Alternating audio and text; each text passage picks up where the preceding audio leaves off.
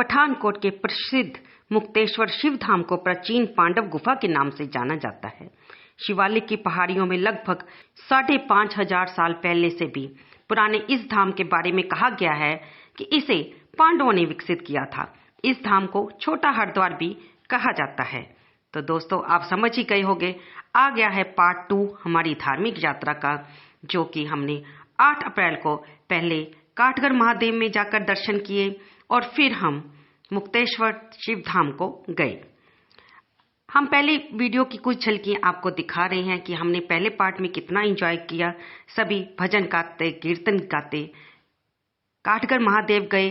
वहां पे महादेव के नाम के जयकारे हम सब ने मिलकर लगाए और उसके बाद अब हम चल दिए श्री मुक्तेश्वर शिव धाम की ओर। श्री मुक्तेश्वर धाम पठानकोट में जिला मुख्यालय से 22 किलोमीटर, मीरथल से 4 किलोमीटर और ब्यास और चौच नदियों के मिलन बिंदु पर इंदौरा से 7 किलोमीटर दूर रावी नदी के किनारे स्थित है। ये हम पहुंच चुके हैं श्री मुक्तेश्वर धाम, जहां पर थोड़ा सा रास्ता पैदल है और लगभग 1.5 किलोमीटर का, जिसे जो मेंबर्स जिनको पैदल चलने में असुविधा है वे वैन का सहारा लेकर हमारे मेंबर्स नीचे पहुंचे, क्योंकि वहां से पैदल हमें सीढ़ियों को उतरना चढ़ना था। पैदल रास्ता था जो कि हम आपको आगे दिखाएंगे। बस से उतरकर बाकी मेंबर्स चल पड़े, क्योंकि एक ही वैन उपलब्ध हो पाई थी, इसलिए जितने मेंबर उस वैन में आ सके वे चल दिए। बाकी हम सब मिलकर पैदल ही हर हर महादेव के बम बम भोले के जयकारे लगाते हुए चल दिए। आप देखेंगे कैसे हम जा रहे हैं। हम बहुत खुश हैं क्योंकि हम सभी अभी तक इस यात्रा का पूरी तरह से आनंद ले रहे हैं। मेरी वीडियो में आप देख रहे हैं हमारी ही बस के मेंबर सदस्य, जो कि हम बम बम भोले के जयकारे लगा रहे हैं।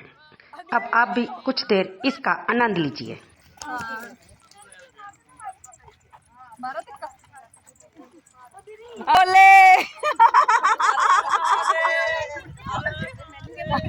हर हर महादेव।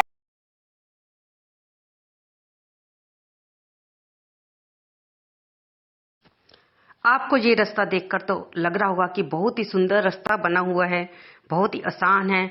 हम सिंपल बड़े साधारण तरीके से ढलान उतरकर जा रहे हैं, लेकिन देखते रहिए आगे क्या होता है। हमारे साथ बने रहिए। ओम नमः शिवाय, हर हर भोले नमः शिवाय।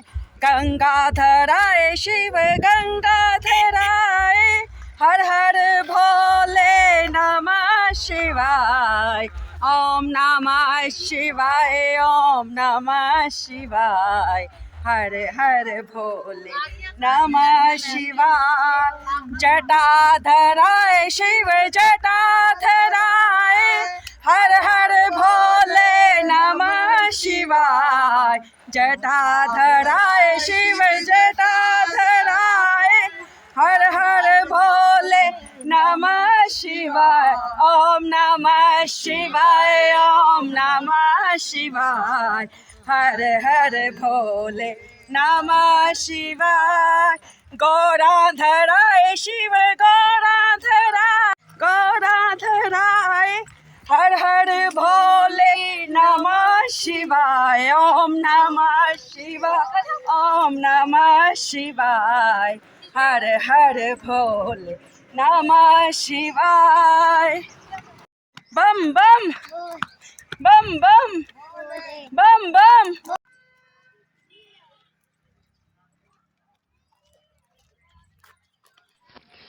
जब हम नीचे पहुंचे तो देखा एक साइड पे बहुत रश था। जब हम एंटर कर गए तो हमने अंदर जाते देखा कि जहां पर बाजार लगा हुआ है, तो हमने सोचा, क्योंकि मेंबर एक दूसरे के पीछे ही चलते जा रहे थे, कहीं पर कोई उस समय बोर्ड नहीं था, किसी से हमने पूछा नहीं और हमने देखा कि बाजार लगा हुआ है, तो हमारे दिमाग में आया कि शायद इससे आगे मंदिर होगा, लेकिन ऐसा नहीं था। ये बाजार एक बिल्कुल ही अलग साइड पे लगा हुआ था। हम अपनी ही मस्ती में चलते जा रहे थे, लेकिन कुछ थोड़ा सा आगे चलकर हमें एहसास हुआ कि यहाँ पे मंदिर का रास्ता और मंदिर कहीं दिखाई ही नहीं दे रहा। फिर हमने वो उन बाजार वालों से पूछा और हमें उतना ही वापस आना पड़ा। आप मानेंगे कम से कम ये आधा किलोमीटर का रास्ता रहा होगा। हम थक भी चुके थे लेकिन फिर भी चलो जोश था, चलते चले गए। अब आप देख रहे हैं कि ये पहाड़ कितना बड़ा है जिसको काट कर रास्ता बनाया गया होगा, और ये तो हमें दिख नहीं रहा था कि ये मंदिर कहाँ पर है, कुछ भी पता नहीं चल रहा था। जब हम वहाँ पहुंचे तो मैंने देखा कि जो मेरे आगे के मेंबर थे वो एक तरफ से सीढ़ियाँ चढ़ रहे थे। हमारे से गलती ये हो गई कि इन सीढ़ियों पर चढ़ने से पहले हमने किसी से पूछा ही नहीं कि कोई और रास्ता भी है।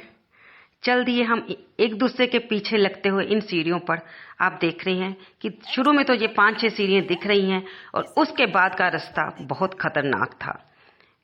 मिट्टी के पहाड़ को ही काट कर कच्चा सा रास्ता बनाया गया था, और ये रास्ता ऐसा था कि एक समय पे सिर्फ 1 या 2 जने ही निकल सकते थे, और वो भी इतनी ज़्यादा फिसलन थी कि लगभग सभी मेंबर थोड़ा थोड़ा फिसलते हुए ही गए। आखिर में हमें जिन लोगों ने शूज़ डाले थे वो तो ठीक थे, लेकिन जिन्होंने चप्पलें डाली थी हमें हाथ में चप्पलें पकड़नी पड़ी, और धीरे धीरे करते हुए टहनियों को पकड़ते हुए, वृक्षों को पकड़ते हुए, बड़े बड़े पत्थरों को पकड़ते हुए हम नीचे उतर रहे थे, जिसका अंदाजा आप देखते हुए ही लगा सकते हैं। कुछ स्थानों पर तो इतनी बिल्कुल नीचे की तरफ ढलान थी कि उतरते हुए डर लगता था कि मुंह के भार ही ना गिर जाएं। मेरी वीडियो में मैं आपको ये बताने की कोशिश कर रही हूँ कि आप जब श्री मुक्तेश्वर धाम जाने की सोचो तो आपके मन में ये पता होना चाहिए कि ये लेटेस्ट वीडियो इस समय की बन रही है जिसमें आपको असलियत बताई जा रही है, क्योंकि आप पुरानी वीडियो देखकर चल पड़ते हैं जिसमें हमें बहुत सुंदर सुंदर सीढ़ियाँ दिखाई गई हैं, बहुत सुंदर वातावरण मंदिर का दिखाया गया है। लेकिन इस समय अप्रैल 2024 में इस समय यहाँ का वातावरण ऐसा नहीं है। यहाँ की सीढ़ियाँ जो पहले बनी हुई थी पहाड़ गिरने से वो टूट चुकी हैं, और यहाँ अभी कच्चा रास्ता बनाया गया है जिससे हम निकल रहे हैं। आप देख रहे हैं आंखों देखा हाल। मेरे आगे और मेरे पीछे दोनों का हाल मैं आपको दिखा रही हूँ। इस समय ये वीडियो बनानी बहुत ज़रूरी थी जो कि मैंने बनाई, ताकि आगे जो भी आने के भक्त इच्छुक हैं वो अपने साथ अगर बच्चों को ला रहे हैं या उनमें से जो बुजुर्ग हैं वे थोड़ा संभल कर मेंटली प्रिपेयर्ड होकर आएँ कि हमें ये मुश्किलें आ सकती हैं। आप चाहिए जरूर चाहिए, हम आपको जाने से नहीं रोक ले, लेकिन आपको इस समय की स्थिति से अवगत कराना ही मेरी इस वीडियो का मुख्य उद्देश्य बन चुका है। यहाँ पर आते आते मैं आपको बता दूं कि मैं भी एक बार बहुत जोर से गिर चुकी हूँ। आप आगे देखेंगे कि वो 250 सीढ़ियाँ जो कि आज से कुछ समय पहले बनी होती थी, ये मैंने पुरानी वीडियो से क्लिप ली हैं। आप ये सीढ़ियाँ देख रहे हैं जो कि पुरानी वीडियोस में होती हैं, और ये सीढ़ियाँ तो बिल्कुल ठीक हैं, लेकिन इस समय ये यहाँ पर उपलब्ध नहीं हैं। अब उस रास्ते से रावी नदी के पास आने के बाद हमने देखा कि कोई बोर्ड नहीं लगा हुआ है, डैम की कंस्ट्रक्शन का कार्य चल रहा है, हमें पता ही नहीं चल रहा है कि मंदिर कहाँ पर है। हम एक दूसरे से पूछकर, आने जाने वाले से पूछकर आगे आगे बढ़ रहे हैं। ये आप रावी नदी देख रहे हैं। हमारे में से कुछ मेंबर्स ने यहाँ पर स्नान किया, जो कि यहाँ पर स्नान करने के इच्छुक थे, क्योंकि उस दिन सोमावती अमावस्या थी जिसमें पवित्र नदियों में स्नान करना बहुत ही शुभ माना जाता है। थोड़ा सा आगे बढ़ने पर हमें मंदिर का रास्ता पता चला और हम चल दिए मंदिर की तरफ। आगे आप देखेंगे कि हम मंदिर की तरफ जाते हुए ये सीढ़ियाँ उतर रहे हैं। ये सीढ़ियाँ उन गुफाओं की तरफ जाती हैं जहाँ पर पांडवों का ध्यान कक्ष था। इसमें हम जब अंदर जाएंगे आपको हम पंडित जी से यहाँ का इतिहास सुनवाएंगे। आप खुद ही सोचेंगे कि ये इतना पुराना मंदिर, इतना हमारा पौराणिक इतिहास संभाले हुए हैं, और इन मंदिरों को संभालना बहुत ही जरूरी है। मंदिर के अंदर जाकर महादेव के दर्शन करके हमारी सब थकावट दूर हो गई थी, और हम प्रसन्न थे कि जैसे तैसे करके हम मंदिर में भगवान महादेव के श्री मुक्तेश्वर धाम के दर्शन करने पहुंच ही गए हैं। ये देखिए, आप देख ही रहे हैं, ये छोटी सी गुफा जिसमें हम अंदर जाकर उस धूने को देखेंगे जो महाराज युधिष्ठिर द्वारा जहाँ पर हवन किया जाता था। ये अज्ञातवास के कुछ समय पांडव द्रौपदी के साथ इन गुफाओं में रहे थे और इन पांचों भाइयों की अलग अलग गुफा थी, ध्यान कक्ष थे, जहां पर उन्होंने शिवलिंग की स्थापना की और वे रोज महादेव की पूजा करते थे। अब आप आगे सुनेंगे पंडित जी से यहाँ का इतिहास। इसका नाम है मुक्तेश्वर धाम। जहाँ पे आप आए हो, यहाँ पर अज्ञातवास के टाइम 5 पांडव आए थे, उन्होंने 5 गुफाओं का निर्माण किया था। 5 गुफाओं का निर्माण किया था। पहली गुफा ये है, ये धर्मराज युधिष्ठिर महाराज की गद्दी है। अच्छा जी। ये मेरे पीछे द्रौपदी माता की रसोई है। अच्छा जी। और सामने मंदिर है। शिवलिंग जो है उसी टाइम का है, उन्होंने बनाया हुआ है, स्थापित किया हुआ है। ये सामने नवदुर्गे की मूर्तियां हैं, नंदी महाराज जी है, अपने भैरव जी है, कमला मैया है। ये सब पांडवों द्वारा है। यहाँ पर किसी ने कुछ नहीं किया है, ये सब पांडवों द्वारा है। गुफा यहाँ साथ में आप बाहर जाओगे तो वहाँ दूसरी गुफा है, उसका नाम है ध्यान कक्ष। वहाँ अर्जुन भीम जी बैठते थे और ध्यान लगाते थे। और साथ में एक और गुफा है, उसका नाम है अर्जुन गुफा। वहाँ भगवान अर्जुन जी बैठते थे। और 2 गुफा इस पहाड़ के पीछे ढक चुकी हैं मलबे में। और ये जो नदी है, ये मणिमहेश से आती है, मणिमहेश शिव जी के चरणों से आती है। इसका नाम है रावी नदी। अच्छा जी। यहाँ पर अस्थियाँ वगैरह छोड़ी जाती हैं, पिंडदान किए जाते हैं, गौहत्या का नाम किया जाता है। और साल भर के मेले लगते, जैसे अभी सोमवारी मत्स्या थी और पीछे शिवरात्रि हुई है, अभी नवरात्रि आ जाएंगे, मत्स्य चौदह नवरात्रि आएंगे, बैसाखी आएंगी, मेले चलते रहते हैं। यहाँ पर अस्थियाँ वगैरह छोड़ी जाती हैं, पिंडदान किया जाता है।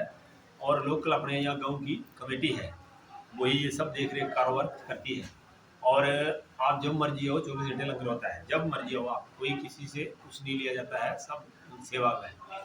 बोल शंकर हर हर महादेव। किसी ने वरदान दिया। हाँ, यहाँ पर युधिष्ठिर महाराज ने हवन किया और शिव जी को प्रकट किया और उनसे जीत प्राप्ति का आशीर्वाद लिया। और यहाँ पर जो धुना जो है, इसमें माचिस तुले नहीं लगाते, इसमें अभी भी आग डालो, अभी भी चल पड़ेगा। इसमें खाली लकड़ी लगाते हैं, अपने आप चलता है। अच्छा जी। हाँ जी, अपने आप चलता है। मैं दिखा देता हूँ।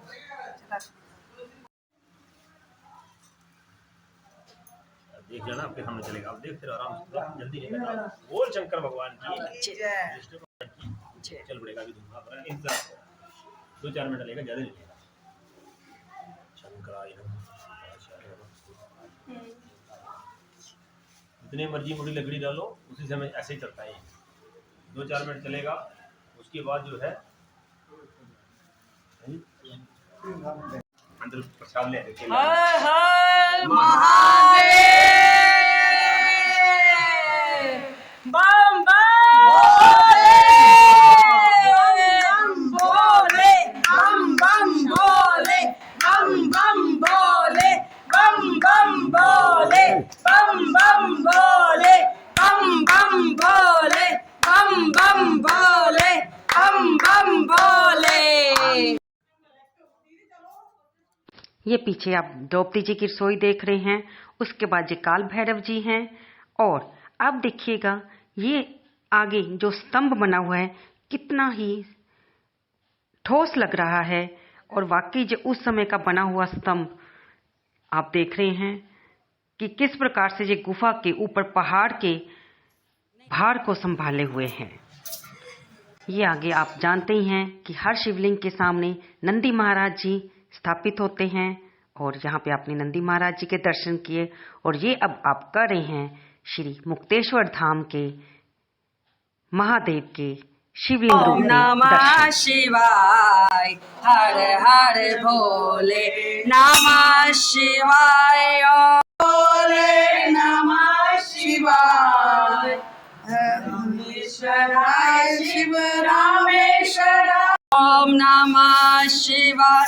ओम नमः शिव गंगाधराय।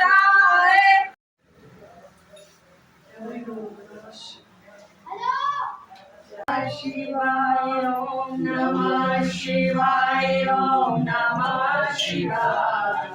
हर हर भोले नमः शिवाय। जटाधर शिव जटाधर भोले नमः शिवाय। महादेव हर हर महादेव हर हर महादेव हर हर महादेव हर हर महादेव हर हर महादेव हर हर महादेव हर हर महादेव हर हर महादेव। अच्छा, यहाँ पे बर्फ नहीं पड़ती, जैसे पहाड़ी एरिया थोड़ा सा हट जाता है ना, पर ये सर्दी ज्यादा।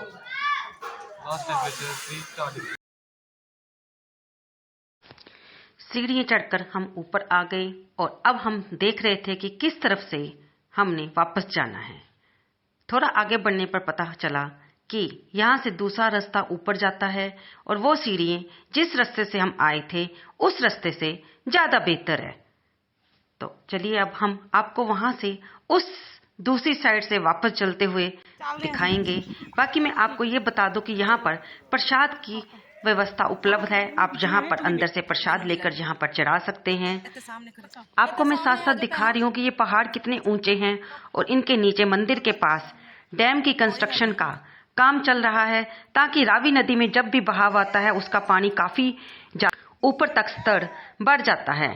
हमारा ये ऐतिहासिक मंदिर को नुकसान न पहुंचे, इसलिए यहाँ पर डैम भी बनाया जा रहा है ताकि पानी के बहाव को कंट्रोल किया जा सके। और ये मैं आपको दूसरा रास्ता दिखा रही हूँ जिससे हम वापस जाएंगे। मंदिर से बाहर आकर महादेव जी के दर्शन करके हमारी सारी थकावट दूर हो चुकी थी। हमने उन गुफाओं में से बाहर निकलकर जयकारे लगाए और फिर हमने वहाँ पर एक कुल्फी वाला भाई खड़ा था, उससे कुल्फी भी लेकर खाई, पानी पिया और फिर हम वापस की ओर चल पड़े। हमारे कुछ मेंबर्स ने हमें बाद में बताया कि वे तो लंगर भी खाकर आए हैं। ये हम जिस रास्ते से वापस आ रहे हैं वो वाला रास्ता है जहाँ पर सीढ़ियाँ बनी हुई हैं, लेकिन ये सीढ़ियाँ भी बहुत अच्छे ढंग से नहीं बनी हुई।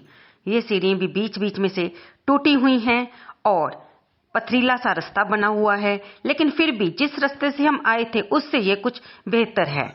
हमें बाद में जब हम वापस आ रहे थे तो हमें पता चला कि लोग इस रास्ते से भी जा रहे थे, क्योंकि हमें सही पता नहीं था, इसलिए हम वो वाले रास्ते से चले गए जो इससे ज़्यादा कठिन था, जिसे आपने इस वीडियो में पहले देखा। लेकिन हमारी सरकार इसके लिए बहुत कुछ कर रही है। मंदिर के निर्माण कार्य के लिए यहाँ पर बहुत ही अच्छे ढंग से व्यवस्था की जा रही है। आप देखेंगे आज सोमावती अमावस्या है और आप जो ये सामने वीडियो में देख रहे हैं, आप हैरान होंगे कि इतने कपड़े, इतना सूत किसको लपेटा गया है। तो आपको मैं बता दूं कि ये पीपल के वृक्ष को लपेटा गया है। हम ऊपर आ चुके हैं और मैं आपको दिखा दूं, ये देख रहे हैं आप, इतना नीचे से हम ऊपर आए हैं और ये रास्ता हमने कवर किया है। वो सामने रावी नदी है, पहाड़ों को भी दृश्य आप देख रहे हैं कि कितने ऊंचे पहाड़ हैं और इन पहाड़ों के रास्ते से नीचे जाकर हम श्री मुक्तेश्वर धाम जी के दर्शन करते हैं। इसे छोटा हरिद्वार भी माना जाता है, क्योंकि पंडित जी ने आपको बताया ही है कि जो लोग हरिद्वार नहीं जा सकते वे पिंडदान करने, अस्थियों को विसर्जित करने यहाँ पर भी आते हैं। और ऐसा माना जाता है कि अगर कोई भगत यहाँ पर फंस जाए तो खुद पांडव उसकी रक्षा करने के लिए आते हैं। अब हम सब ऊपर आकर अपनी बस में बैठ चुके हैं। अंधेरा होने चला है, इस समय शाम के 6 बज चुके हैं। तो आपने हमारे साथ अभी श्री मुक्तेश्वर धाम के दर्शन करते हुए देखा कि यहाँ पर 2 गुफाओं में से एक बड़ी गुफा में मंदिर, द्रौपदी की रसोई, परिवार मिलन कक्ष आज भी है। बाकी 3 गुफाएं थोड़ी ऊंचाई पर हैं और इनमें से ऐसा बताया जाता है कि एक में उस समय अंगरक्षक सहायक तेली को रात में जगाते रहने के लिए कोहलू लगाया गया था और एक गुफा द्रौपदी के लिए आरक्षित थी और चौथी गुफा में दूध और भोजन भंडारण किया जाता था। पठानकोट के आसपास के सबसे पवित्र स्थानों में से एक इस धाम की मुख्य गुफा में गणेश, ब्रह्मा, विष्णु, हनुमान जी और देवी पार्वती की मूर्तियां मौजूद हैं। यहाँ अमावस्या, नवरात्रि, विसाखियों और शिवरात्रि पर मेला भी लगता है। सभी थक चुके थे, इसलिए बस में ही सबने थोड़ी देर नींद ली और क्योंकि इसके बाद हमारा सबका मिनी गोवा जाने का प्रोग्राम था, जो कि पठानकोट से लगभग 32 किलोमीटर की दूरी पर है और जिसमें लगभग 55 मिनट का समय हमें लगा। ये रावी नदी के दाहिने किनारे पर एक कृत्रिम समुद्र तट है। जिसे कि मिनी गोवा ऑफ पंजाब कहा जाता है। लोग दूर दूर से बांध की झील का नज़ारा लेने के लिए यहाँ पर पहुँचते हैं। इस पर्यटक स्थल के विकसित होने से स्थानीय युवाओं को भी रोजगार के साधन उपलब्ध हुए हैं। ये मनोहर दृश्यों के साथ साथ mini Goa pre wedding shoot, film shooting के लिए भी एक अलग पहचान बना चुका है। हम सब ने भी खूब आनंद लिया और फिर उसके बाद हम वापस बस में बैठ गए। सभी ने सखियों ने मिलकर एक दूसरे के साथ फोटो क्लिक की और हंसते गाते हुए हम वापसी की ओर चल पड़े, क्योंकि अभी हमने वहाँ पर डिनर भी करना था, जो कि हमें रास्ते में हमने रुकना था। इसलिए समय का ध्यान रखते हुए अंधेरा हो चला था, इसलिए हम मिनी गोवा से जल्दी निकल पड़े।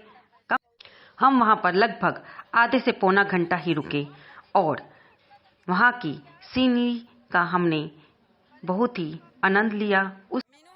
यहाँ के मोड़ थोड़े खतरनाक है, क्योंकि एकदम से बिल्कुल नीचे ढलान की तरफ ये एरिया आ जाता है, जिससे हमारी बस को थोड़ा टर्न करने में मुश्किल आई।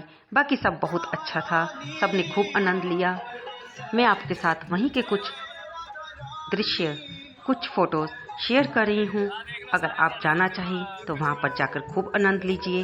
वहाँ पर बोटिंग का भी व्यवस्था है, आप अपने बच्चों के साथ वहाँ पर आनंद लेने जा सकते हैं। वहाँ पर छोटे छोटे खाने पीने के स्टॉल भी लगे हैं।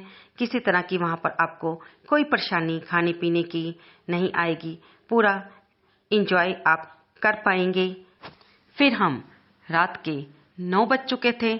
हम खाना खाने के लिए एक ढाबे पे उतरे और वहाँ से हम सब ने मिलकर खाना खाया और खाना खाने के बाद चाय पी और उसके बाद हम चल पड़े वापस अपने लुधियाना शहर की ओर, जहाँ पर हम लुधियाना में रात के लगभग 1:30 बजे वापस पहुंचे। लेकिन ये हमारी यात्रा न केवल एक धर्म के उद्देश्य से रही कि हम सोमावती अमावस्या के दिन श्री मुक्तेश्वर धाम और काठगढ़ महादेव के दर्शन करके आ रहे हैं, बल्कि ये हमारे लिए बहुत ही ज्ञानवर्धक भी रही और साथ में नए नए सदस्यों सखियों से मेल हुआ और हम सब ने मिलकर इसका यात्रा का खूब आनंद लिया। हंसते गाते भजन करते हुए हम गए, जैसे गए थे वैसे ही प्रभु की कृपा से हम सब सुरक्षित अपने अपने घरों में वापस आए। ये प्रभु की कृपा ही होती है कि वो अपने नाम की लाज आप रखता है। जब आप घर से किसी धार्मिक यात्रा के लिए निकलते हैं तो प्रभु ही आपके साथ आपके घर से निकलकर आपके साथ साथ चलते हैं, आपको दर्शन करवाते हैं, आपकी हर पल हर कदम पर रक्षा करते हैं और आपको सुरक्षित वापस आपके घर तक पहुंचाते हैं। तो दोस्तों, ये मैंने शेयर की 2 भागों में अपनी धार्मिक यात्रा, जो हमने अपनी सखियों के साथ की, महादेव के भक्तों के साथ की, और इस पवित्र दिन सोमावती अमावस्या के दिन हम सब ने मिलकर महादेव के दर्शन किए। आपको ये वीडियो कैसी लगी? कृपया से लाइक करें, शेयर करें और कमेंट बॉक्स में हर हर महादेव लिखना ना भूलें। धन्यवाद दोस्तों।